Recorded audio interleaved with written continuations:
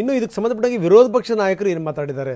ಯಾಕಂದರೆ ಅವರು ಯಾರ್ಯಾರು ಸಂತ್ರಸ್ತರಿದ್ದಾರೆ ಅವ್ರ ಮನೆಗಳಿಗೆ ಭೇಟಿ ಕೊಡ್ತಾ ಇದ್ದಾರೆ, ಮಾತಾಡ್ತಾ ಇದ್ದಾರೆ. ಈ ಸಂದರ್ಭದಲ್ಲಿ ಅಶೋಕ್ ಮತ್ತು ವಿಜೇಂದ್ರ ಏನು ಮಾತಾಡಿದ್ದಾರೆ ಬನ್ನಿ ತೋರಿಸ್ತೀವಿ. ಮುಖ್ಯಮಂತ್ರಿಗಳು ಉಪಮುಖ್ಯಮಂತ್ರಿಗಳ ಲೋಪವನ್ನು ಮುಚ್ಚಿ ಹಾಕಿಕೊಳ್ತಕ್ಕಂಥ ಸಲುವಾಗಿ ಪೊಲೀಸ್ ಅಧಿಕಾರಿಗಳೇನಿದ್ದಾರೆ, ಸೀನಿಯರ್ IPS ಆಫೀಸರ್ಸ್ ಯಾರು ಪ್ರಾಮಾಣಿಕವಾಗಿ ಸಲಹೆಗಳನ್ನು ಕೊಟ್ಟಿದ್ರು ರಾಜ್ಯ ಸರ್ಕಾರಕ್ಕೆ, ಯಾರು ಕಳೆದ 30 ವರ್ಷಗಳಿಂದ ಪ್ರಾಮಾಣಿಕವಾಗಿ ಇಲಾಖೆಯಲ್ಲಿ ಸೇವೆ ಮಾಡ್ಕೊಂಡು ಬಂದಿದ್ದಾರೆ, ಅವರ ಮೇಲೆ ಒಂದು ಗದಪ್ರಹಾರ ಆಗಿದೆ, ಹರಕೆಯ ಕುರಿಯಾಗಿ ಮಾಡಿದ್ದಾರೆ.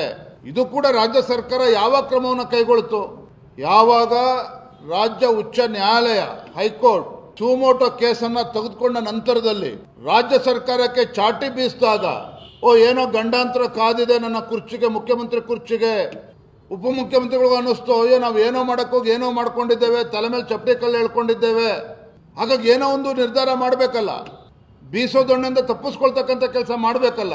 ಹಾಗಾಗಿ ಅಮಾಯಕ ಅಧಿಕಾರಿಗಳ, ಪೊಲೀಸ್ ಅಧಿಕಾರಿಗಳ ಮೇಲೆ ಕ್ರಮವನ್ನ ಜರುಗಿಸಿದ್ದಾರೆ, ಅಮಾನತು ಮಾಡಿದ್ದಾರೆ.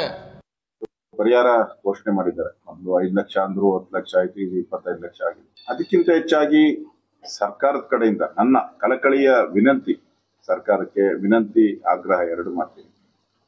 ಅವ್ರಿಗೆ ನಿಮ್ ಭಾಷೆ ಏನ್ ಹೇಳ್ತಿರಲ್ಲ, ನಿಮ್ ಮಾತು, ಆ ಮಾತು ನಾನಲ್ಲ ಅಂತ ಹೇಳಿದ್ರೆ ಅವ್ರಿಗೆ ಶಾಂತಿ ಸಿಗಲ್ಲ.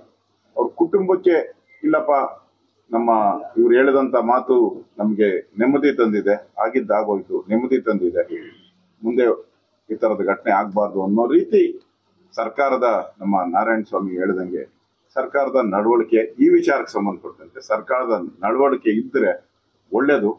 ಆ ಇಡೀ ಎಲ್ಲ ಕುಟುಂಬಗಳು ಕೂಡ ಇಲ್ಲಪ್ಪ ಸರ್ಕಾರ ಅರಿವಾಗಿದೆ, ಅದು ತಪ್ಪಿನ ಅರಿವಾಗಿದೆ ಅನ್ನೋ ಭಾವನೆ ಅವ್ರಿಗೆ ಬರ್ಬೇಕು. ಆ ರೀತಿಯಂತ ನಡವಳಿಕೆ ಸರ್ಕಾರದಿಂದ ಆಗ್ಬೇಕು ಅಂತ ನಾನು ವಿನಂತಿಯನ್ನ ಮಾಡ್ತೀನಿ.